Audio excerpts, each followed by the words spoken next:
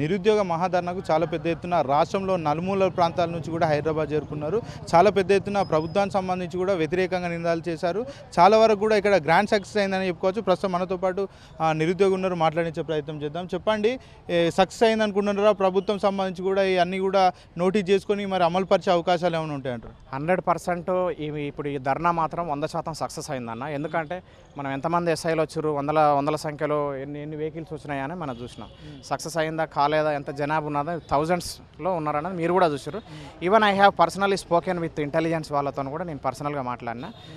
They also in their own way they will tell with government అని నాకు హామీ ఇచ్చారు. నిరుద్యోగులంతా కూడా ప్రభుత్వం పట్ల సానుభూతితో ఉన్నారు. ప్రభుత్వాన్ని చెప్పేటువంటి ఏదైతే విషయాలు ఉన్నా అవన్నీ కూడా పట్టించుకుంటున్నారు. కేవలం కొంతమంది పెయిడ్ ఆర్టిస్టులే నిరుద్యోగులను రెచ్చగొడుతున్నారని చెప్తున్నారు. ఏం చెప్తారు ఈ విషయం? పేడ్ ఆర్టిస్టులు అయితే ఇక్కడ ఒకరోజే మరి ధర్నా ఉంది కానీ మన మిగిలిన రోజులు డబ్బులు ఎవరిస్తారు? దానికేం చెప్తారు? ఇప్పుడు ఈ రోజు పూట గడిచింది, మరి రేపటి నుంచి ఎవరిస్తారు? దానికేం సమాధానం చెప్తారు? ఇది కూడా పాయింటే కదా. ఇప్పుడు ఇక్కడ వచ్చిన పిల్లలందరూ కూడా 25 లక్షల మంది పీజీలు చేసి పిహెచ్డీలు చేసి రోడ్ల మీద షో చేయడం. ఇప్పుడు బతుకుదారు ఇది ఒక్కటి కాదు, రేపు పెళ్లి చేసుకుంటాడు, రోజుకో ధర్నా ఉంటుందా? భార్య ఏం పని చేస్తున్నావు అంటే పెయిడ్ బ్యాచ్ ధర్నా చౌక్లో పోయి రోజుకు 10,000 తెస్తా అని చెప్తాడా? అంటే వాళ్ళు అడిగే కాలం మాకు ఉంది, 3 ఏళ్ల కాలం మాకు సమయం ఉంది, ఖచ్చితంగా ఇచ్చినటువంటి హామీలన్నీ నెరవేరుస్తామని చెప్తున్నారు. వీళ్ళు హామీలలో చెప్పినప్పుడు 3 ఏళ్ల తర్వాత నేను నోటిఫికేషన్ ఇస్తానరా? హామీలలో మేనిఫెస్టోలో మేము అధికారంలోకి వచ్చిన మొట్టమొదటి సంవత్సరంలోనే 1 సంవత్సరంలో 2 లక్షల ఉద్యోగాలు భర్తీ చేస్తామని వాళ్ళు హామీ ఇచ్చిరా, లేకపోతే మేము 3 సంవత్సరాల తర్వాత ఇస్తామని హామీ ఇచ్చిరా? నాకు చెప్పు.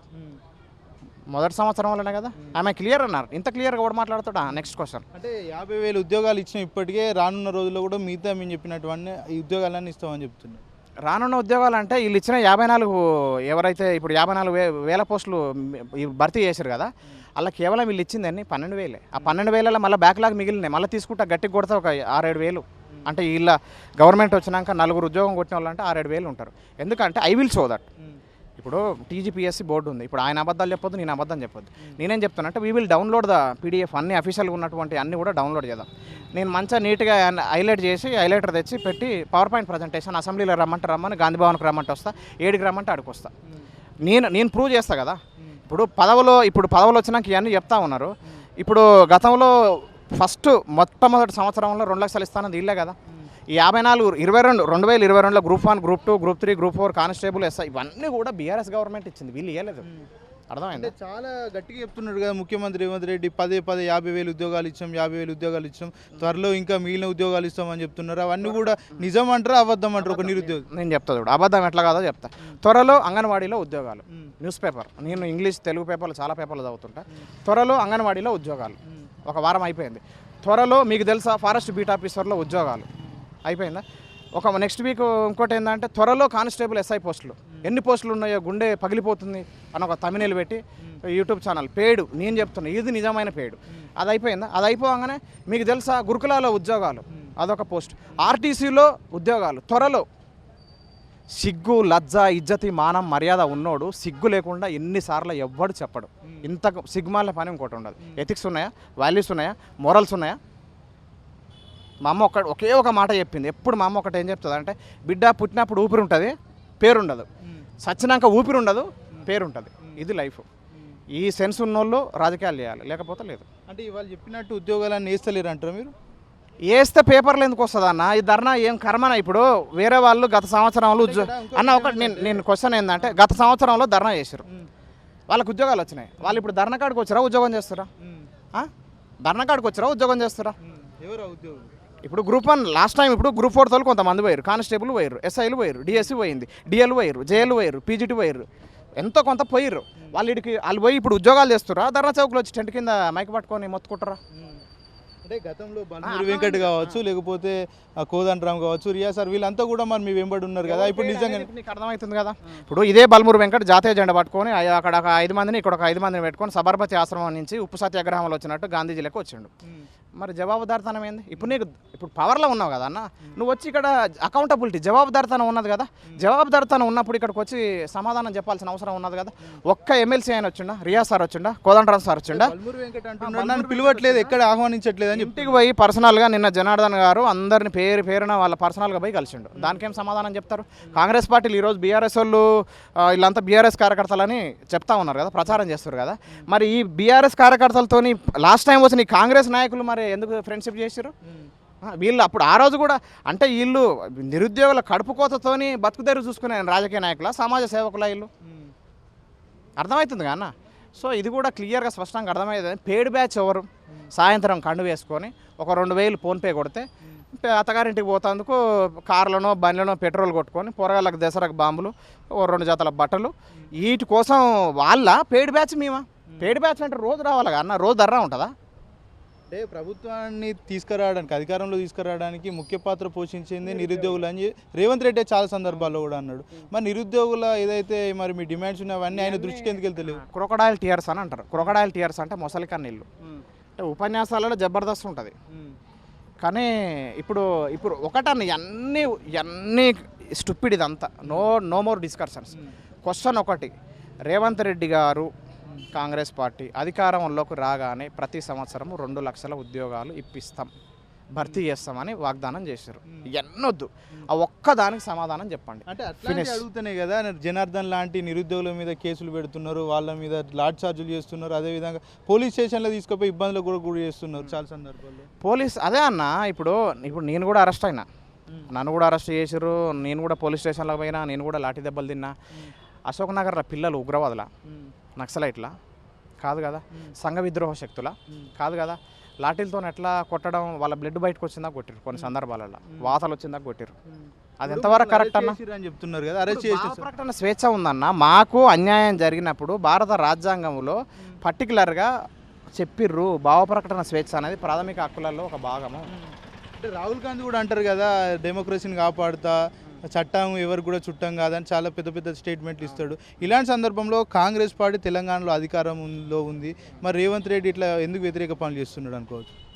వ్యతిరేక పనులు చేస్తున్నారు అనేది వాళ్ళ దీర్ఘదృష్టి. అంటే మనం ఈ విధమైన పరిణామాలు, అంటే ఈ నిర్ణయాలు తీసుకుంటే భవిష్యత్ పరిణామాలు ఎట్లుంటాయి. ఇప్పుడు అవుట్డేటెడ్ నిర్ణయాలు తీసుకుంది కాబట్టి కాంగ్రెస్ పార్టీ ఒకప్పుడు దేశం మొత్తంలో కాంగ్రెస్ పార్టీ ఉండేది కదా. సో ఇప్పుడు కాంగ్రెస్ పార్టీ మొత్తం కూడా పోయి ఈరోజు కర్ణాటకలో ఉంది, తెలంగాణలో ఉంది, తర్వాత హిమాచల్ ప్రదేశ్లో ఉంది. అంటే కామన్ సెన్స్ ఉన్నోళ్ళు మన గ్రోత్, మన వృద్ధి, ఓటు శాతము, మన ఓటర్ల శాతము, ఎమ్మెల్యే స్థానాలు, ఎంపీ స్థానాలు ఎన్ని రాష్ట్రాలలో ఉన్నాం, 28 రాష్ట్రాలలో ఎన్ని ఉన్నాం, 8 కేంద్రపాలిత ప్రాంతాలలో ఆడిట్ చేసుకుంటారు, అప్డేట్ అవుతారు. వీళ్ళు అవుట్డేటెడ్ పాలిటిక్స్ చేస్తారు. కాంగ్రెస్ పార్టీ అవుట్డేటెడ్ పాలిటిక్స్ చేస్తారు. ఇప్పుడు మళ్ళీ ఇక్కడ తెలంగాణలో కూడా మళ్ళీ గియే అవుట్డేటెడ్ పాలిటిక్స్ చేశారు అనుకో, డెఫినెట్గా దే విల్ లూజ్ పవర్. అంటే చాలామంది సీనియర్ మంత్రులు ఉన్నారు, మంచి సలహాదారులు ఉన్నారు. ఇలాంటి సందర్భంలో ఎందుకు ఇలాంటి మరి డిసిషన్ తీసుకుంటున్నారు అనుకోవచ్చు? ఇప్పుడు సీనియర్ మంత్రులు ఉన్నారంటే ఒకప్పుడు మనం బండి మీద పోయేది, ఎడ్ల బండి మీద పోయేది ఒక ఊరు పోవాలంటే.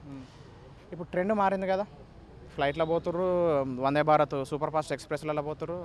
అంటే మన ఆలోచనలు మారినాయి, అవసరాలు మారినాయి, ఇష్టాలు మారినాయి కదా, వీళ్ళు కూడా మారాలి. సీనియర్లు చెప్తారంటే ఉన్నాయి 3 కూడా పోతాయి అప్పుడు. సీనియర్లు నేనైనా అంతే. మనం సొసైటీ అప్డేట్ అవుతున్నప్పుడు unless we don't think and don't update, we will outdate from the society. అంటే లోకల్ బాడీ ఎలక్షన్స్ కూడా త్వరలో రాబోతున్నాయి, మరి ఎఫెక్ట్ ఏమన్నా ఉంటుంది అంటారా? 100% ఉంటుంది అన్న. ఇప్పుడు నేను పర్సనల్గా ఇంటెలిజెన్స్ వాళ్ళతో కూడా మాట్లాడినా, పోలీస్ మిత్రులు అందరిది ఫీడ్బ్యాక్ కూడా తీసుకున్నా. అన్న ఎట్లా ఉన్నది అంటే అంత గ్రాండ్ సక్సెస్ అయిందని చెప్తా ఉన్నారు. వచ్చినటువంటి నాయకుల నుంచి కూడా ఫీడ్బ్యాక్ తీసుకున్నాం, వచ్చిన పర్సనల్గా ఆస్పిరెంట్స్ని కూడా ఫీడ్బ్యాక్ తీసుకున్నాం. ఇప్పుడు అన్ని వేల సంఖ్యలు ఎందుకు వస్తారు? ఇప్పుడు ఇంటెలిజెన్స్ వాళ్ళు చెప్తేనే కదా ఇంతమంది, ఇన్ని వేల మంది వస్తారు, ఇన్ని పోలీసు వ్యాన్లు రావాలి, ఇంత మెన్ పవర్ ఉండాలి, ఇంతమంది ఎస్పీలు, ఇంత డిఎస్పీలు, లేకపోతే సిఐలు, ఎస్ఐలు, ఇంత మెన్ పవర్ కానిస్టేబుల్ ఇంతమంది ఉండాలని. ఇప్పుడు మీరు ఎంతమంది పోలీసు వాళ్ళు ఉన్నారో మీరు చూసారు కదా, 100ల సంఖ్యలో ఉన్నారు. సో ఇవన్నీ వాళ్ళకు ఆల్రెడీ ఇన్పుట్ పోయింది.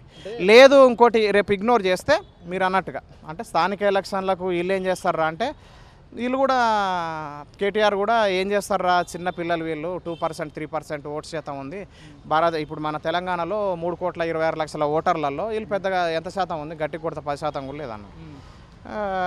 ఆఖరికి ఆ 2% రిజల్ట్ ఆడ ఎవరు డిఫీటర్స్ అంటే లూజర్స్ ఎవరు, విన్నర్స్ ఎవరు, ఎవరిది చెక్మేట్ పెట్టింది? నిరుద్యోగులే కదా చెక్మేట్. సిపాయిలు పోయినా, గుర్రాలు పోయినా, ఒంటెలు పోయినా చిన్నగా కింగును మడగొట్టింది ఎవరు? కింగుది పై చెయ్యి. ఇప్పుడు చిన్న చితక అనేది సిపాయిలు పోయినాయి, ఒంటెలు పోయినాయి, గుర్రాలు పోయినాయి, ఏనుగులు పోయినాయి. కానీ ఆడ రాజును వడగొట్టినది ఎవరు? రాజును వడగొట్టిన చెయ్యి ఎవరిది? నిరుద్యోగులది. చెక్మేట్ పెట్టాలంటే నిరుద్యోగులు ఉద్యోగాలు కల్పించడానికి చాలా వరకు కూడా మేము చేస్తున్నాం, చాలా వరకు కష్టపడుతున్నాం. ఎలా అయితే విదేశాలకు వెళ్ళి పెట్టుబడులు తెస్తున్నాం, అదేవిధంగా మిస్ వరల్డ్ కాంపిటీషన్స్ కూడా ఇండియాలో హైదరాబాద్లో పెట్టినామని చెప్తున్నారు. హైదరాబాద్లో అన్న సీఎం నేనేం చెప్తున్నా అంటే ఫారెన్ డైరెక్ట్ ఇన్వెస్ట్మెంట్స్ ఇవాళ ఎక్కడ ఉన్నది? ఫారెన్ పోర్ట్ఫోలియో ఇన్వెస్ట్మెంట్లో ఎక్కడ ఉన్నది? తెలంగాణ జిఎస్డిపిలో ఎక్కడ ఉన్నది? గ్రోత్ రేట్లో ఎక్కడ ఉన్నది? ఒకప్పుడు థర్డ్ ర్యాంక్ ఉండే, ఫోర్త్ ర్యాంక్ ఉండే, ఈరోజు ఫారెక్స్ రిజర్వ్స్లో ఎక్కడ ఉన్నది? మన దగ్గర only memorandum of understanding interacting with between some foreign countries and these people. రియల్గా ఎవరు పెట్టుబడి పెట్టట్లేదు. పెట్టుబడి పెడితే ఫారెన్ డైరెక్ట్ ఇన్వెస్ట్మెంట్లో మనది టాప్ 10లో కూడా లేదు. ఫారెన్ డైరెక్ట్ అంటే విదేశీ సంస్థల నుంచి వచ్చి పెట్టుబడులు పెట్టింది ministry of finance, ministry of commerce and industry అని పార్లమెంట్లో కొన్ని అఫీషియల్ వెబ్సైట్లో పోయి చూస్తే అంతా సినిమా అంతా బయటపడుతుంది. 78,000 కోట్లు ఎంఓయూ చేయించినామని చెప్తున్నారు కదా శ్రీధర్ బాబు. అది ఎంఓయూ జరిగిందన్న, ప్రాక్టికల్గా థీరీ అది అర్థమవుతుందా? ఇప్పుడు థీరీ వేరు, ప్రాక్టికల్ వేరు. థీరీలో నేను కూడా ఇప్పుడు వీళ్ళు చెప్తలేరు మీకు అంగన్వాడీలో ఉద్యోగాలు, ఆర్టీసీలో ఉద్యోగాలు, గురుకులాలో ఉద్యోగాలు, పోలీస్ డిపార్ట్మెంట్లో, న్యూస్ పేపర్లో వీళ్ళు పెయిడ్ బ్యాచ్, ఇది రియల్ పెయిడ్ బ్యాచ్. వీళ్ళు ఏం చేస్తారంటే కొన్ని పార్టీకి సంబంధించిన ప్రింట్ మీడియా ఉంది, ఎలక్ట్రానిక్ మీడియా ఉంది, వాడు దొంగల అబద్ధాలు రాస్తాడు, అబద్ధాలు చెప్తాడు. బయటపడే అవకాశాలు ఉంటాయి కదా, అట్లా ఉంది కాబట్టి ఇప్పుడు ఈరోజు ధర్నా చౌక్లో ధర్నా చేయడం జరిగింది. వాళ్ళ మీద గిట్లనే ఇగ్నోర్ చేస్తే 100% ప్రజలు సమాధానం చెప్తారు. ఇప్పుడు కాంగ్రెస్ పార్టీ వాళ్ళు నీతి నిజాయితీగా అంటే మన ఆత్మగౌరవం ఏమైనా ఉంటే ఆత్మపరిశీలన చేసుకుంటే, ఒకప్పుడు దేశాన్ని వెళ్ళిన పార్టీ, ఒకప్పుడు ఇందిరాగాంధీ అంటే భారతదేశం అంటే ఇందిరాగాంధీ అని చెప్పుకునే స్థాయి నుంచి ఈరోజు నార్మల్గా ఒక ఎంపీ చేసుకొని అంత పెద్ద చరిత్ర ఉన్నటువంటి Congress party, I will agree with that. మంచి చరిత్ర ఉన్నది, దేశం కోసం వాళ్ళ నాయనమ్మ చచ్చిపోయింది, దేశం కోసం రాజీవ్ గాంధీ చచ్చిపోయిండు, కాంగ్రెస్ పార్టీ ఉన్నది, I will never say that. కానీ ఈరోజు ఎక్కడ పోతున్నారు అనేది నేను చెప్తున్నా. ఈ మాయల మాటలు చెప్పేది వినకండి. రాహుల్ గాంధీ గారు కూడా, even my humble request to Rahul Gandhi and Priyanka Gandhi, what you have spoken and when you came to when you came to Ashok Nagar, he promised all the things. They did not till now 2 lakhs notification, 2 lakhs jobs, they till now they did not complete and never give, till now has not given this notification. So try to know that, try to make them and try to tell them, sir, unless you don't release this notification, you will definitely see, as well as rest of the states, how you lost the powers, like Uttar Pradesh, all those, Madhya Pradesh, Maharashtra, Rajasthan, like that definitely you will lose power, where 3 states also there. That is my humble request. Try to know that and tell with them. That is my final request. Thank you so much.